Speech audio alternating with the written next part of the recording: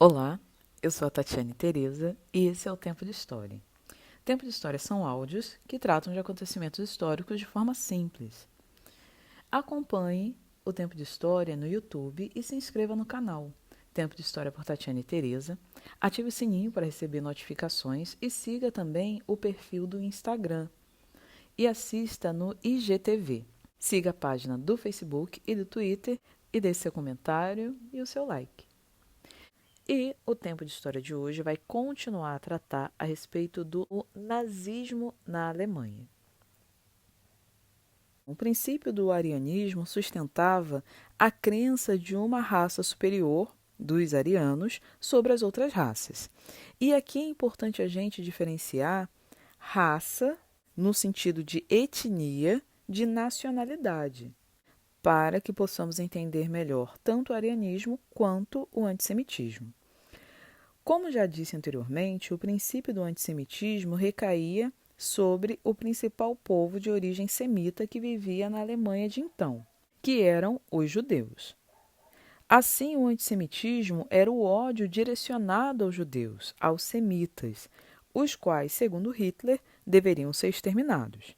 E por isso é importante diferenciar raça/etnia de nacionalidade, porque havia judeus alemães e havia alemães não judeus, os arianos. Então, alemães seriam aqueles que nasceram em território alemão. Já semita e ariano são etnia, traços fisionômicos, tradições, cultura de um povo. Mesmo os semitas que nasceram na Alemanha foram perseguidos por serem, acima de tudo, judeus, mesmo sendo alemães. E essa diferenciação também se faz importante para entendermos não só a perseguição aos semitas, mas também a celebração da superioridade ariana. Porque muitos falam, genericamente, que Hitler, com o arianismo, defendia a superioridade dos alemães. Porém, como você também deve saber, Hitler não era alemão de nascimento. Não era. Ele era austríaco, da cidade de Braunau, na Áustria. E, por favor, não confundir com Austrália. Então, se o arianismo fosse a defesa da superioridade dos alemães, o próprio Hitler não se encaixaria nesse princípio. Porém, o arianismo é a crença na superioridade dos arianos, que, segundo Hitler, seria uma raça pura, da qual o povo germânico provinha. Aí sim faz sentido, porque, da mesma forma que havia judeus alemães e não alemães, havia arianos nascidos no território da Alemanha e arianos que não eram alemães, como o próprio Hitler, o qual promoveu o expansionismo territorial, baseado no espaço vital, também no intuito de unir os povos arianos que existiam em outros países, como na Áustria, por exemplo. A Áustria, aliás, que foi a primeira anexação nazista ao Reich, ao Império, através do Anschluss, que significa anexação, a anexação política e militar da Áustria em 1939, como também outros territórios a fim de formar a grande Alemanha com povos arianos. Percebem essa diferenciação entre etnia ariana e nacionalidade alemã? Fazendo uma comparação grosseira. No Brasil, por exemplo, existem muitos pretos. Aliás, somos o país de maior população preta fora do continente africano, fora da África. Mas os pretos que nascem aqui não são africanos, são brasileiros. E só existem pretos aqui? Obviamente que não. Há pretos nos Estados Unidos, na França, na Bélgica, na África do Sul. São todos pretos? Sim. Mas têm a mesma nacionalidade? Não. São brasileiros, estadunidenses, franceses, belgas, sul-africanos por nacionalidade e pretos, genericamente falando, por etnia. É claro, há outras nuances a respeito de etnia que eu não vou abordar aqui, Mas deu para entender? É importante entendermos que, dentro da Alemanha, havia alemães arianos e alemães judeus, assim como há pretos brasileiros, pretos estadunidenses, sul-africanos, franceses. Também havia judeus alemães e judeus não alemães, arianos alemães e arianos que nasceram fora da Alemanha. Na Áustria, por exemplo, como o próprio Hitler, o qual, aliás, se tornou alemão ao receber cidadania alemã em 1932. E é no contexto da Segunda Guerra Mundial, quando Hitler já estava no poder, que os princípios do antissemitismo e do arianismo foram levados às últimas consequências, com a perseguição, principalmente dos judeus, que no primeiro momento sofreram boicotes dos nazistas, que diziam aos alemães não alimentarem os negócios judeus, não comprarem das lojas judias. Os judeus foram proibidos de exercerem profissões liberais em 1933. Em 1935, os casamentos entre judeus e arianos foram proibidos, entre outras coisas, pelo decreto das leis de Nuremberg. A pessoa era considerada impura se tivesse até mesmo um avô ou uma avó judia. Os judeus também foram proibidos de trabalharem no comércio e na indústria e para o governo, e os que trabalhavam foram demitidos e obrigados a prestarem serviços braçais ao Estado. Perseguições essas que aumentaram exponencialmente os casos de suicídio entre os judeus. E em 1938, houve um episódio conhecido como a Noite dos Cristais, nome que se refere à grande quantidade de vitrines das lojas judias que foram quebradas, lojas foram saqueadas e quebradas, as sinagogas, que são os templos judeus, foram incendiados e judeus foram espancados e humilhados nas ruas de várias cidades do Reich.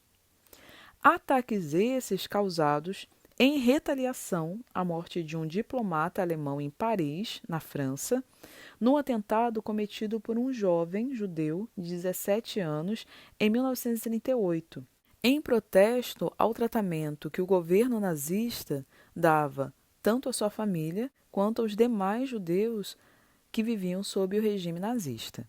Num segundo momento, foram criados os guetos, que eram bairros isolados só para os judeus, que inicialmente eram cercados por arame farpado e posteriormente foram murados, onde judeus eram obrigados a morar e não podiam circular pelo restante da cidade. Lá havia bondes exclusivos só para os judeus, os quais foram obrigados a usar a letra J em suas assinaturas e a estrela de Davi, símbolo da religião judaica, presa às suas roupas. Mesma estrela que também aparecia nos bondes exclusivos de judeus.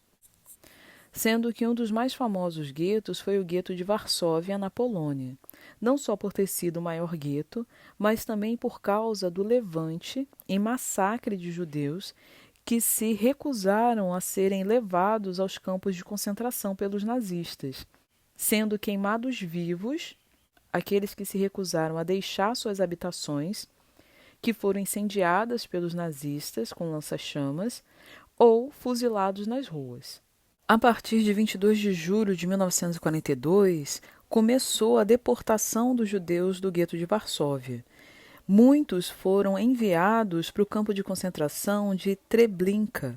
E ao longo de 7 semanas, cerca de 250 mil judeus de Varsóvia haviam sido levados para o campus, aonde foram mortos com gás. Mediante as ordens do chefe da SS, Heinrich Himmler, que ordenou a, entre aspas, limpeza total.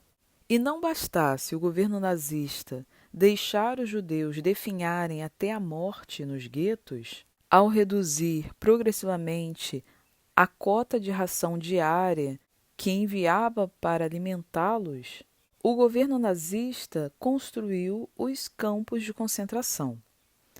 Grandes prisões, cercadas de arame farpado eletrificado para evitar fugas, para onde foram enviados judeus de todo o Reich, de todo o Império Nazista, transportados em vagões de trens de carga. E havia vários campos de concentração ao longo do Reich, sendo que um dos mais famosos foi o de Auschwitz, na Polônia. Polônia, que foi dominada pelo Império Nazista, cuja invasão foi o estopim para o início da Segunda Guerra Mundial. Auschwitz, que era ao mesmo tempo campo de concentração e campo de extermínio. Geralmente, os judeus mais saudáveis eram levados para trabalhos forçados. Ironicamente, no portal de entrada de Auschwitz, havia escrito: "O trabalho liberta". Aliás, muitos burgueses nazistas deveram o desenvolvimento de seus negócios e o aumento de suas fortunas ao trabalho escravo de muitos judeus em suas fábricas e indústrias. Já outros judeus, mais debilitados, ficavam presos nos campos de concentração, onde podiam ser usados como cobaias de experiências médicas monstruosas. Muitas crianças eram utilizadas como cobaias, especialmente crianças gêmeas. E a partir de 1944, em plena Segunda Guerra Mundial, os nazistas colocaram em prática aquilo que chamaram de solução final, que ficou conhecido para a posteridade como Holocausto. O extermínio de cerca de 6 milhões de judeus nos campos de concentração. Com a desculpa de que iam tomar banho, primeiro se levava para a morte mulheres e crianças e depois homens completamente nus, mandados para morrerem nas câmaras de gás, que eram grandes salas, uma espécie de chuveiro coletivo, onde se intoxicava os judeus com a liberação de gás cianeto, que os matava em poucos minutos. E seus corpos, posteriormente, eram incinerados em grandes fornos crematórios, e por isso o nome Holocausto, que em grego significa sacrifício ritual. Ou seja, os judeus mortos não tinham sequer o direito de serem enterrados. Seus corpos não eram sepultados, como reza a tradição judaica. E é importante salientar que esse genocídio também exterminou outras minorias, como negros, eslavos, ciganos, homossexuais, deficientes físicos e deficientes mentais. Todos aqueles que não eram considerados símbolo da perfeição da raça superior ariana. Bem, eu fico por aqui, porém ainda não terminamos. Ouça o próximo áudio, mas se você ainda não é inscrito, se inscreve no canal Tempo de História por Tatiana e Teresa no YouTube e ative o sininho para receber as notificações de vídeos novos. Siga também a página do Instagram e assista aos vídeos no IGTV. Siga a página do Facebook e o Twitter e deixe lá seu comentário, seu like. Até a próxima!